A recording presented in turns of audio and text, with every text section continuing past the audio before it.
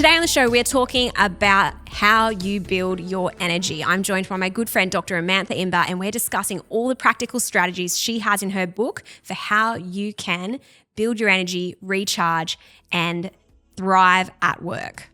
Now, if you haven't listened to part 1, you need to go back and listen to that first. She talks about the energy crisis and why people are so tired, more tired than ever. And then today's episode is all the practical strategies you can implement to rebuild your energy fast. Let's go. This is a podcast about making work work. You'll learn about leadership, career growth, and how to navigate those weird work challenges. I run a HR consulting business called Boldside, where I help leaders build epic team cultures. If you lead a team or run a business and you think I can help, let's connect on LinkedIn. My name is Shelley Johnson, and this is Work. On the last episode, Amantha, we talked about The Energy Game, your latest book, which is absolutely amazing, and everyone needs to buy it on Audible and in hard copy and electronic, like all the things. Get it wherever good books are sold. I want to know, we talked about this idea of the energy crisis and how energy levels are what sustains us for high performance. Someone listening right now, or probably quite a number of listeners who are feeling like my energy is really low. I am feeling really fatigued. I'm feeling really exhausted. If they're listening, where would you begin at helping them to rebuild their energy? What I do in the energy game is I break the different challenges or strategies, there are 53 of them in the book, into 3 different categories. So the first category are boost strategies. So these are things that will take you on average less than 5 minutes to do that have been scientifically shown to instantly boost your energy. So those times where you're feeling shattered, but you need to perform. So they're the boost strategies. Secondly, we've got rest strategies. And what a lot of people do is what I think of as fake rest. Like they will binge watch Netflix at night on the couch because they've got no energy to do anything else, and that feels like rest, but it's not really rest. They will maybe scroll on social media. Again, that is kind of doing the opposite of rest to your brain. And so I talk about how do you actually do real rest that doesn't have to take long. Most of the rest strategies to truly rest and recharge are less than 10 minutes in the book. And then finally, we've got protect strategies. So how do you actually protect your energy in the first place instead of letting it leak out of you, typically through not setting boundaries and saying yes to too many things? Okay, so my mind goes straight to, I don't want to talk about rest. I want to talk about the other ones, but we're going to get to rest because I think that's the one that's really, really difficult. We're going to get to that in a sec though, but I want to know, let's start with boost. So someone listening, they're like, they might be an achievement addict like us, and they're like, let me boost my energy ASAP and let me do it on 1.5 speed. Like, how do I do that? Which is totally the opposite of what we're trying to achieve, people. But anyway, I want to know this. Are there certain strategies in the book that got, I guess, great feedback from the people who did the research with you, those 1,300 people who tested all of these strategies? What ones to you really stood out? Ooh, there were quite a few standouts. Should we talk about the boost ones first? Well, yeah, what do you think? Yeah. I mean, one that I did the other night, I'll just jump and tell you my own feedback. I've been on the road all this week, and I actually have found I've been in my body, had found the physical energy to be quite low. And I was like, I had a really big dinner. And I was reading the book at the same time. I'm like, there's this one, and it's in the boost strategy on page 87, the glucose stroll. Can you talk to me about that? Because I did that and I want everyone else to learn about it. Okay, so what the glucose stroll is all about. This is about what our blood sugar or blood glucose levels are doing after we eat. And, if we're eating things that, and I don't want to say because for everyone this is quite individualized in terms of the sorts of foods that are going to spike our blood glucose levels and then lead to an inevitable crash. And I wrote more about that in my last book, The Health Habit. But what we know from research that whatever you ate for your meal you're going to get like at least a bit of a raise in your blood sugar, and therefore you're going to get a little bit of a crash, which is where our energy and, like we just feel pretty rubbish. We feel exhausted, our brain's foggy, we feel miserable. And, if that's happening to you about 30 minutes to 60 minutes after a meal, you probably didn't eat things that were It was a stabilising. double cheeseburger. Yeah. From Macca's as well. I was like on the road. So I was like, oh, that'll get ya. So you're probably not going to feel great after that. So what we know from research is that if we can move our body, like just go for a gentle stroll or a gentle walk around the block, about 30 to 45 minutes after we have eaten, it will significantly curb that spike. So if you kind of imagine a graph and imagine like a really big jump on the graph and then a crash, that's what we want to reduce. We don't want that big jump. We just maybe want just like a tiny little mound, if you like. And so by going for a walk, short walk, movement, about 10 to 15 minutes of gentle movement is all it takes. Like you don't have to do a hardcore workout or anything. We are going to significantly reduce that blood glucose spike, which means you're also going to reduce the crash. So your energy will ultimately be more sustained through making that choice. How did you feel, Shelley? Oh my God, it was so weird because afterwards I read it and I'm of the view of like, well, if I'm going to walk, I'm going to speed walk. Like I'm going to walk really fast because like if you do anything, you should do it with a purpose and a level of energy. But I deliberately went, no, I'm just going to like gentle stroll, 10 minutes. That's all I did. And then I turned the treadmill off and I felt so much better. And because like I could feel just that like, oh, cool. Because beforehand I was like, really lethargic. I just felt really like bloated, gross. And just coming back to what we said in the first episode, the thing that I love so much about the strategies you give, they're not unachievable. They're really simple. And I almost gave myself permission to go, do what the book said and just do 10 minutes. Yes. Don't always try to drive for more, because that's part of the problem and the cycle that's led us to have, I think, these low energy levels. 100%. Love that. Yeah, I love that for me. So the glucose walk I really loved, and I want to get into some of them around like some of the actual practical strategies so that people can test these. So write that down, glucose. If you've got your notes out, glucose stroll, 10 minutes. Can you talk to us about, in the boost strategy, there is a thank you letter one. And so many of them really surprised me as far as I wouldn't have expected that in boosting energy. So can you talk to us about that one? So quite frankly, I do not need another wellbeing guru to tell me to write a bloody gratitude list. And so this is why I liked this particular research that this technique comes from. And they'd recruited, I think it was about 1,000 Australians, and they tested a number of different strategies around how could they improve like emotional energy or, reduce emotional fatigue. So thinking about our emotional energy account, which we talked about in the last episode. And they did test the impact of writing a gratitude list, which incidentally was about as effective as writing a to-do list. I'm so relieved to know that. Yeah, me too. And one of the interventions that they tested was the impact of writing a letter, a thank you letter. So calling someone out in your life and spending 7 minutes saying thank you through a letter. And then they took this a step further, and then they asked those people who had written the letter to actually go and deliver the letter or even read it out to the people that they had written it for. And those that did that, they had around a 25% reduction in emotional exhaustion. And that effect lasted for several weeks after the experiment.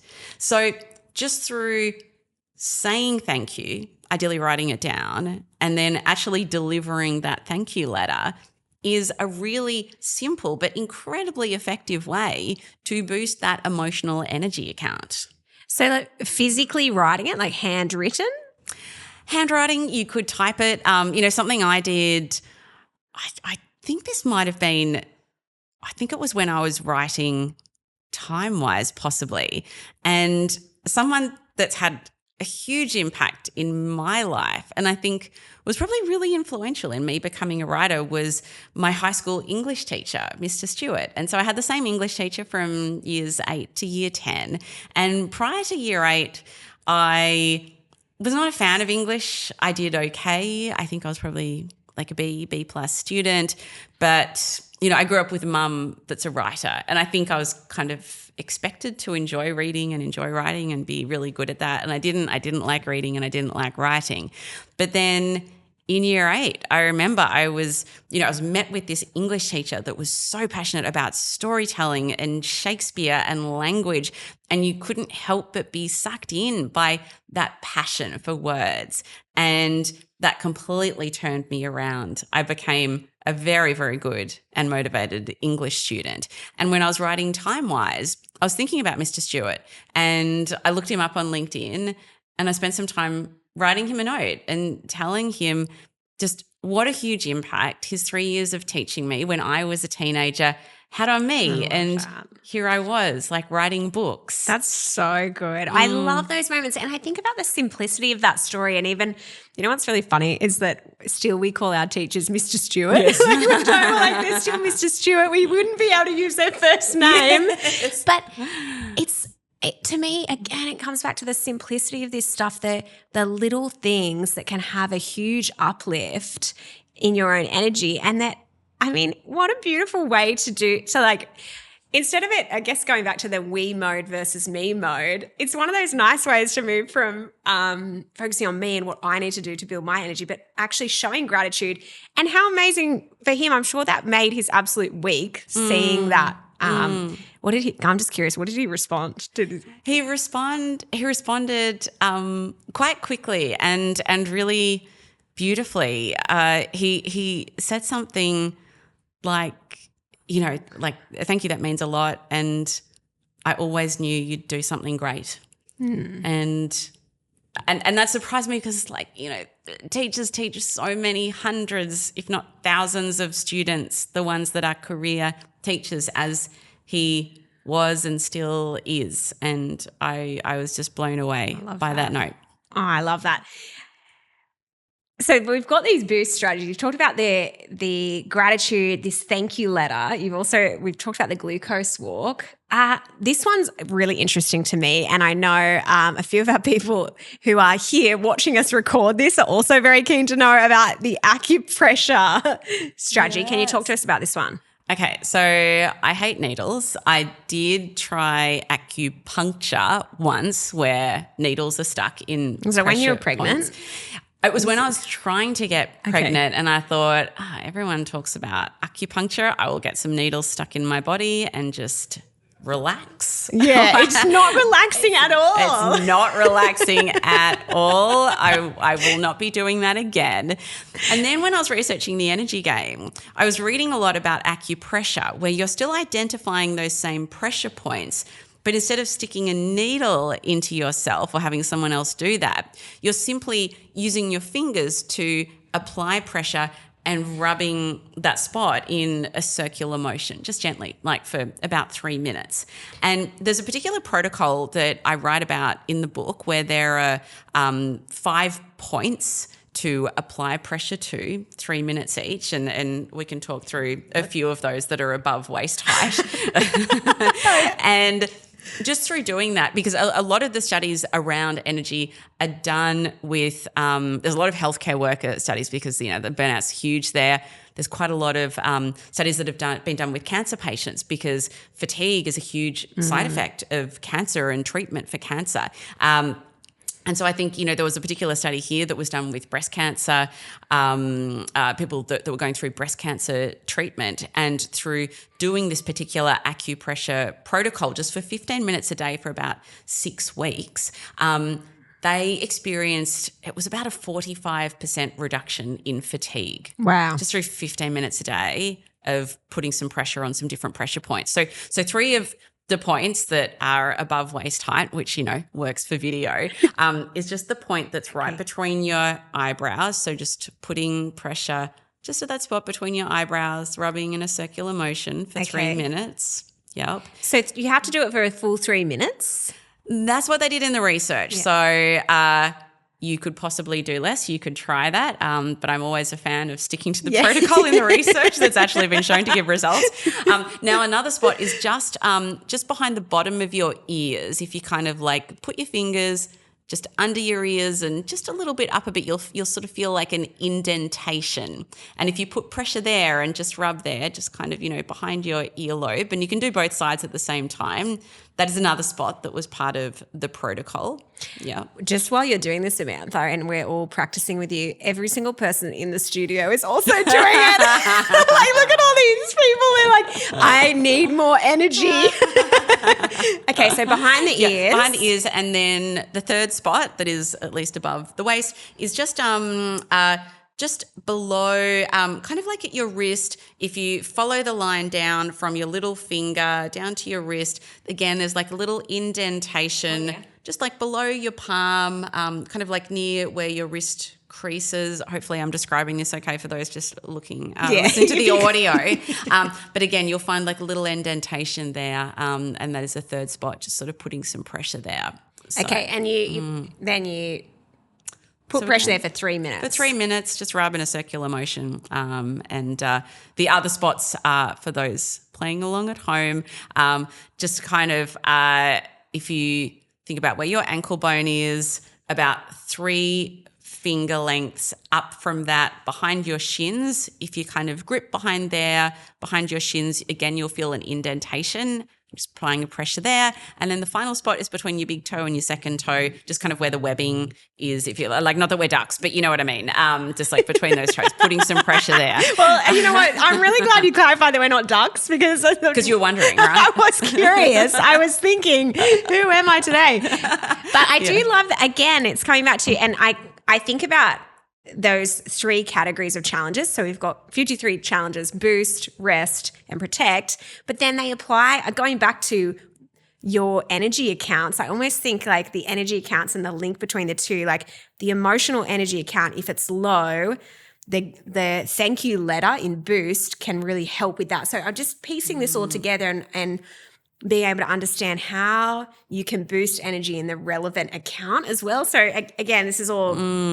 It's just super helpful putting together the dots. Yes, and interestingly, side note, which may or may not be an interesting side note, when I was writing the energy game in one of the, well, certainly in the very first draft of the manuscript, for every one of those 53 challenges, I actually had which account or accounts it was best for boosting, or like increasing, not boosting. But what was then a bit of a struggle is that the research wasn't quite clear for some of the strategies which account it was increasing. And so the purist in me and also my editors in Penguin made the call to just delete that from the different toolkit cards that you will see in the book. So some of them it's very clear cut which energy account they give you some deposits into, and others it's going to be all 3, and others I could make an educated guess, but there is no science. So hence that was edited out. Very, very classic Amantha Imber style. Like, no, the science is not there, so we will remove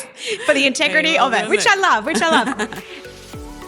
Do you want to grow in your career? Are you after a fresh start or some inspiration? Or perhaps you're in a career crisis? The book Sort Your Career Out and Make More Money by Shelley Johnson and Glenn James is such a great resource at any stage in your career. It will give you practical strategies for things like getting a promotion, making more money, moving into a leadership role, taking career risks, or if it's time to quit your job, and so much more. You can find Sort Your Career Out and Make More Money wherever good books are sold or via the link in the podcast show notes. It's also available as an audiobook. I want to go into rest, and this is a personal challenge of mine. Surprise, surprise. And I heard on a podcast probably about a year ago someone talk about how high achievers need to have a rest ethic that matches their work ethic. And it's rattled around in my head since then because I think I've never associated rest as being actually it's an ethic. You need to build it. It is hard to build. Just like your work ethic is hard to build, the habit of rest and genuine rest, not fake rest as you say, is very difficult. Why do high achievers and high performers find it so hard to rest? Well, I mean, there's so many reasons. I think the most common one is that, well, I don't have time to rest. I'm too busy doing all the things and keeping all those balls in the air. And where am I going to find the time? Because I'm so busy. But to that, I like to ask the question, and let me ask this of you, Shelley. Have you ever woken up in the morning and thought, I don't have time to scroll on Instagram today. I'm too busy. No.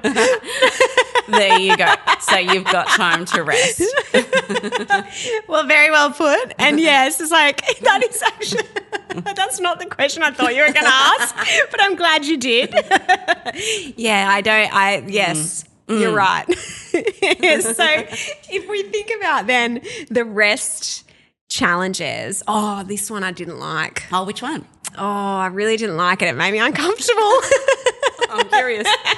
The silent walk. I love that you one. would love that. Okay. Can I tell you why I don't like it first? Tell me. So I've got such a noisy brain, and I was like, when I saw the silent walk, I was like, but wait, what do you do with your thoughts? Like, where do the thoughts go? Like, I need the music for the thoughts. Like, I don't want to be alone with my thoughts. And so now you're telling me I need to be alone with my thoughts. So talk to us about that. Yeah. And look, for this one, I will say I read the book Digital Minimalism by Cal Newport. I think he put that out maybe in 2019, I want to say.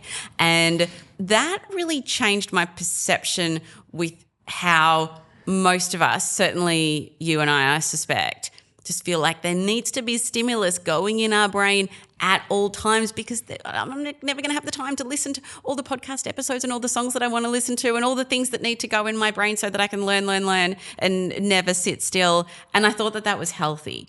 And what Cal Newport talks about in Digital Minimalism is that that's actually quite unhealthy, and that our brains need time to breathe.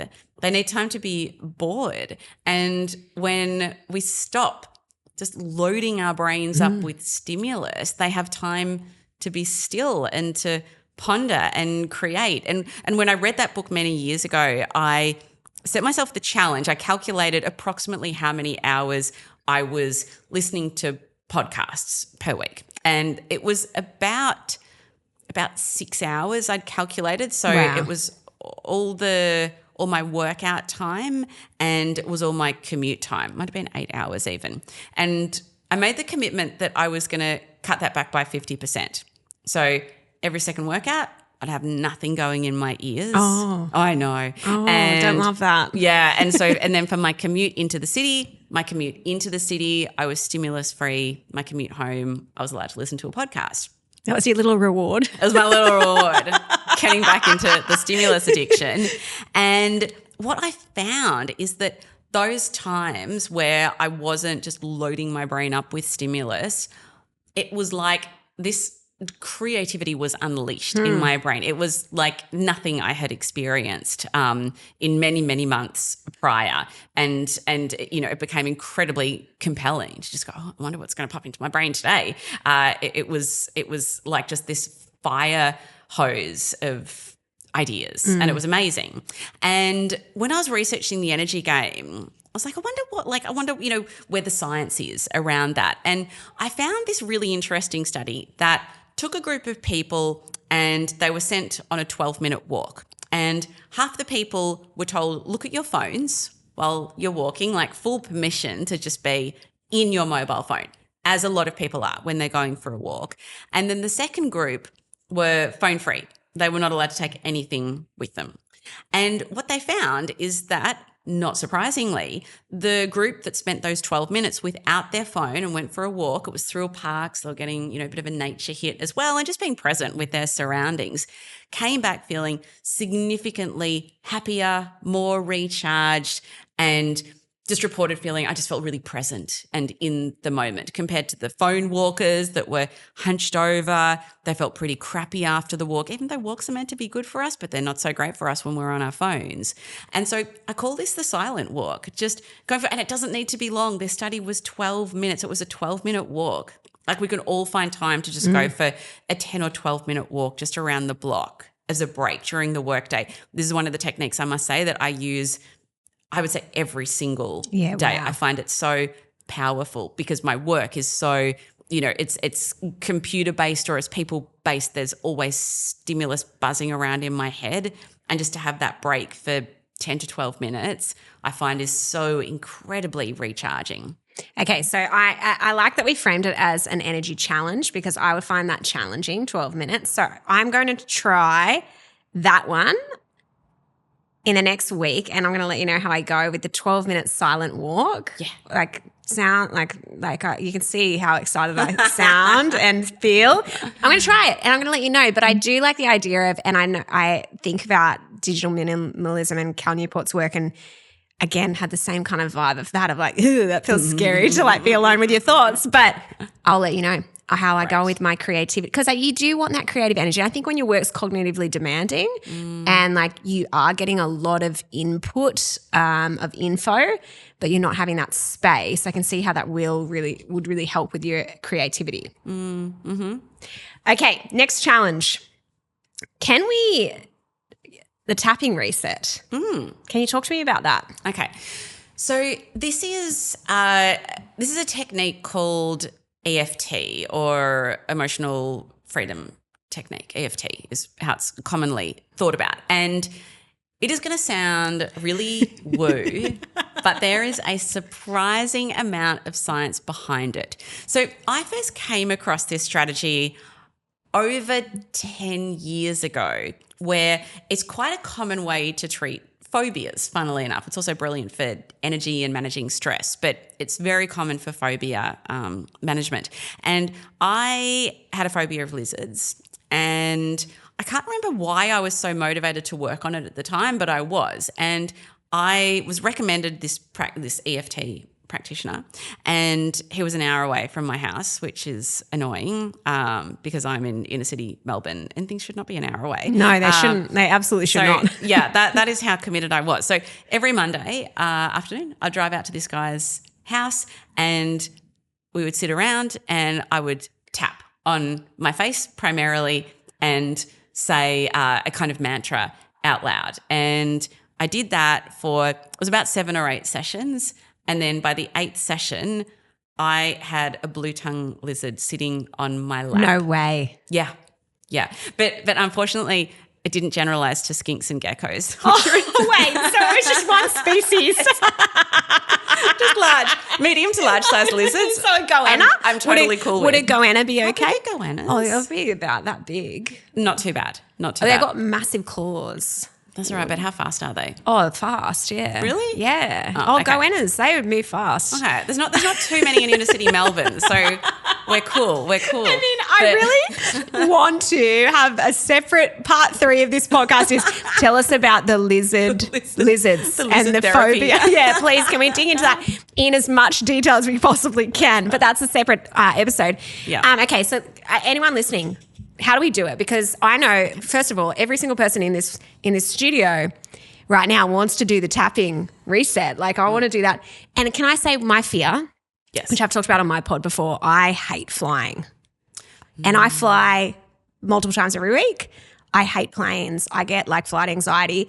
And now I'm thinking this could really help me with my flight anxiety. This would be brilliant. Okay. This would be brilliant. And so look, in the context of energy, this is really great when you are feeling overwhelmed by stress and stressful thoughts, and this is where you can help calm yourself down, but it's also good for phobias. How this works, again, this is a bit visual, so I'll try to describe our way through it. So what we're going to do is we're going to be tapping on different points of our body, primarily around our face. And we're going to be saying, and like the exact wording is fairly flexible, but essentially it's saying, even though I am feeling X emotion, so even though I am feeling nervous about this flight, I deeply and completely accept myself. So, which sounds a bit woo, and there are variations that I write about in the book that, might feel less woo. So you are saying that either out loud or in your head to yourself as you're tapping. And so the first point to tap is, it's called the karate chop point. So it's kind of imagine you're karate chopping a block of wood. Imagine the part of your hand just kind of like down the line of your little finger towards your wrist. So like the side of your hand, you're just tapping like with, 3 or 4 fingers. You're just tapping quite fast, like 1, 2, 3, 4, 5, that kind of speed. Okay. You're just tapping that point and you're kind of doing that for about 9 or 10 taps. Then you're moving to the next point, which is same point as the acupressure point. So just between your eyebrows. Okay. Tapping that point. And so while I'm tapping, I'm saying, you're saying those even words. though I'm anxious about this flight, I deeply and completely accept myself. Okay. And you're saying that over and over again. Now you're moving down to just the kind of the bony point below your eyes. So like your kind sinus. I guess your sinuses, yeah. And you're tapping there and you're repeating what you're saying. You're then moving down to the spot, what's it called? Like your Cupid's bow, like just between your bottom of your nose and the top of your lips. So, and do you have to do all of the points as part of the process, or can you just do one? You need to work through most of them. I don't Okay. think you need to work through all of them. And then there are a couple more. So the next one is just below your bottom lip and a sort of like where your chin is, tapping there, then tapping just like kind of on your collarbones and like with both hands, and you can alternate or tap your hands at the same time. Then just at the side of your body, kind of like if you're a woman and wearing a bra, where your bra strap is, so just kind of tapping at the side of your body. And then you can also tap just at the crown of your head. And then you just like repeat that cycle. So go back to the beginning and just keep tapping and kind of do that for generally like 5 to 10 minutes is about right. And then you want to then just check back in and go, how am I feeling in my body about the thing that was stressing me out? So you kind of start by going, what's that level of stress like out of 10? And maybe you're an 8 out of 10. And then when you've done a few rounds of the tapping, you then ask yourself, okay, how am I feeling now in terms of that stressor? And hopefully you've gone down a bit. And if you want to keep going down, you might do a few more rounds of the tapping until you're, maybe down to a 2 or a 3. And so that's essentially what I did every session with the lizard guy, as he shall be known. And doing that enough, essentially it's kind of changing, like it's rewiring those thoughts in your brain is essentially, like from a scientific point of view, what is happening by tapping while repeating this mantra. And it's almost like disconnecting those connections in your brain that were not serving you very well in terms of those stressful thoughts that were like activating a stress response in you. And so how long did you do that for with the lizard guy to get to the point where you could have the blue tongue lizard on your lap? I think it was about 7 or 8 sessions with him. Cool. And we would probably, we spent a lot of time talking about, the theory and the research behind EFT, and him just teaching me it. But in terms of tapping time, maybe like 10 to 15 minutes worth of tapping time each week. This is, again, there's so many great surprises in the book of like strategies you just never would have thought of. Like you go into so many practical strategies, but I'm going to use that one because the plane thing is really inconvenient. Highly for you. I'm curious to know how many lizards you were trying to encounter in a week. But again, that's next episode. Okay, so I want to get on to 2 final strategies in the protect space. Okay, so thinking about that leaking bucket. The bucket's got holes in it. It's leaking. We want to close those holes and stop the energy leak. This one I really loved, the yes triage. Can you talk to us about that? So the yes triage, the thinking behind this came from Adam Grant, who is an organisational psychologist that I think we both adore. And he's been on the How I Work podcast a few times. And I remember, I think it was the very first time I had him on, I was curious for someone that is so giving as a person, but also someone that has so many requests made on his time. I was asking him about how does he decide what to say yes to and what to say no to? And he talked to me about this, almost this hierarchy of yeses and how I guess his version of the yes triage as I think of it. And, he says, well, aside from family and friends, students are at the very top because I became a teacher, a professor, because I knew how much impact the professors that I had when I was a student had on me, and I wanted to have that impact. And so students are at the top of that hierarchy. And he sort of talks through who is on that hierarchy, but towards the bottom of the hierarchy are fellow professors. He's like, I didn't go into teaching to help other professors. That wasn't why. And it was useful for him to unpack that, because it helps you when you're met with all the incoming requests on our time that we're all met with, to have a structured approach to going, okay, rather than having to have all this mental angst around, do I say yes, do I say no, and waste time on that. It's just a straightforward decision.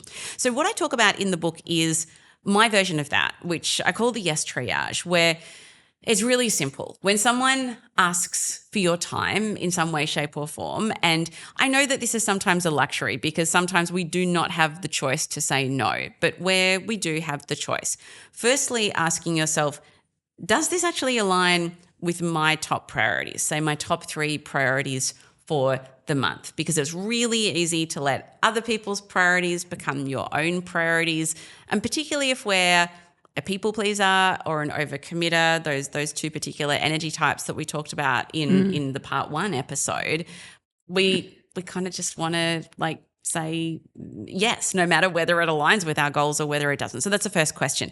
The second question is, do I have the energy to do justice to this request? Which, again, can seem like a strange question to ask. Do I have energy to do this thing? Most of us don't think about that. They just say, well, I should do the thing. I should say yes. But asking yourself, do I truly have energy to do this thing and do it well? Because no one needs the exhausted version of you. That's not going to serve anyone well, particularly you. And then the third question is, are you saying yes out of enthusiasm, or are you saying yes out of guilt or pressure or something negative? Because again, particularly those that are, in those 4 types, a perfectionist or a people pleaser, so more anxiety driven as opposed to ambition driven, are often going to say yes from a place of, well, I have to do the thing. I feel pressure. I'm going to feel real guilt if I don't say yes. So just thinking, is there a yes coming from a place of enthusiasm? And I say, look, if you can say yes to 2 out of 3 of those questions for the yes triage, it's probably worth doing. I find that so helpful, because so many reluctant yeses that you go, oh, I knew at the time if I'd sat with this more, I would have been like, this is a hard no. But because you're like, oh, I'm under pressure. And sometimes I find it takes less emotional energy in the moment to say yes than it does to say no, but it takes far greater energy to then deliver on that yes that you made in a short, sharp decision. I just think, again, the reflective questions in that challenge to me were just so profound. They sound simple, but I think they are really profound because they just get you to reframe, am I saying yes out of guilt? Is there a level of enthusiasm about this? And if there's not, then why would I do it? So even the 2 out of 3 to me is really, really solid. Yeah. One final thing for you on one final challenge that I really loved this one, and I need this in my life, the never again list. Can you tell us about that? I can. So this one, and look, the very first item that ever went on this list happened because of this story. So you and I both do a lot of keynote speaking, and I have a loose rule that I don't speak at dinner events. And look, I don't get asked to speak at too many dinner events. People, I think, know that the kinds of topics that I speak about that are, around productivity and well-being and AI, it's like they're better in the daytime. They're in the light of day. They're better without alcohol, let's face it. And I typically say no, but it was never a hard and fast rule. And then I found myself and I think this was in 2018, or 2019, speaking at a dinner event. And it was a really big awards night. And I was speaking about innovation, I think.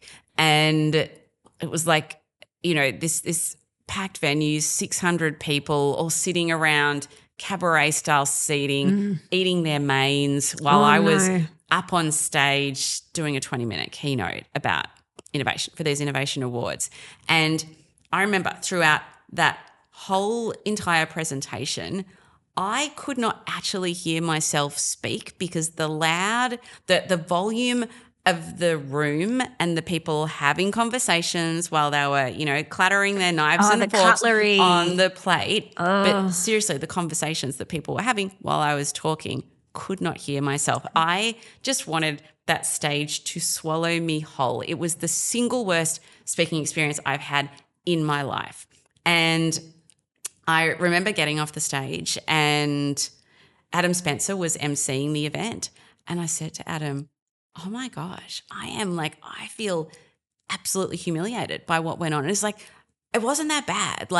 Just the acoustics are really bad. So it sounded like no one was listening, but don't worry, people were listening. And I'm just thinking, didn't feel that way. Felt pretty sucky to me.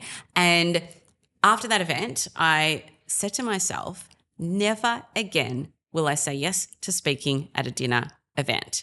And at that moment, I started my never again list, because the never again list is thinking about what are those experiences that you've had, and maybe you've had them a few times and you've said yes for whatever reason, and then you have them and then you do the same thing again and you're like, I should not have done that. Never again. So I have a never again list, which makes it really easy to say no to things, because I know never again will I speak at a dinner event. Never again will I go on a roller coaster. Is that on there? That is absolutely on there. It's like, these are just hard and fast rules that I live by. Never again list removes so much decision-making energy. Never again will I go in to hug the CEO. I'll just go for the handshake. And if they want to initiate a hug, I've done that multiple times where it's just gone so bad. I'm like such a hugger. So I'm like, everyone gets a hug. And it's like, no, never again. Actually, I have to remind myself of that every day. Just don't. Oh, if you could just do one thing today, don't try to give the CEO a hug. So that's on. I've got that's on the top of my list. I love it. Have you got anything else on your never again list? Oh yeah. I love this because I do find you have recurring nightmares. Absolutely. I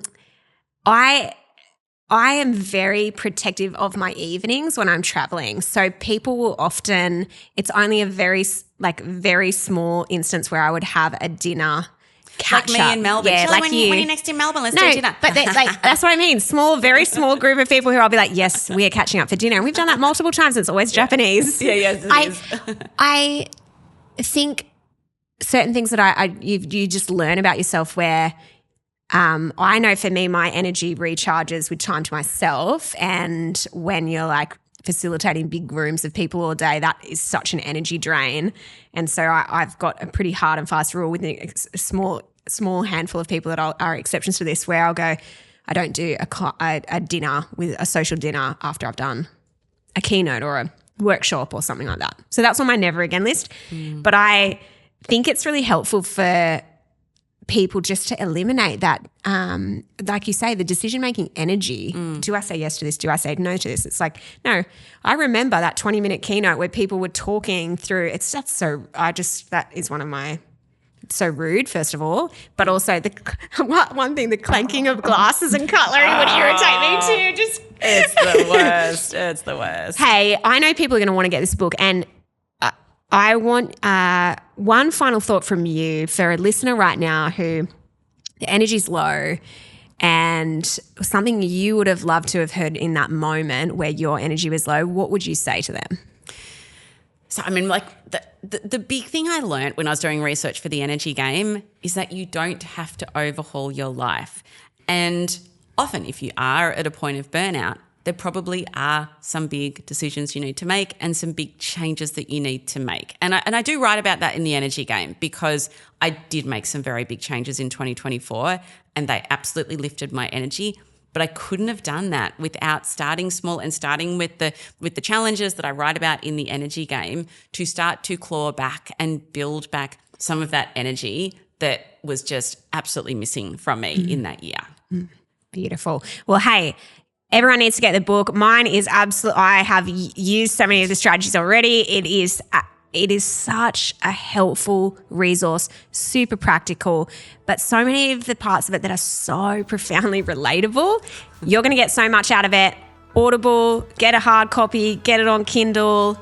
Amantha, you are one of my fave people, and I just adore you, adore your work, and so thanks for hanging out.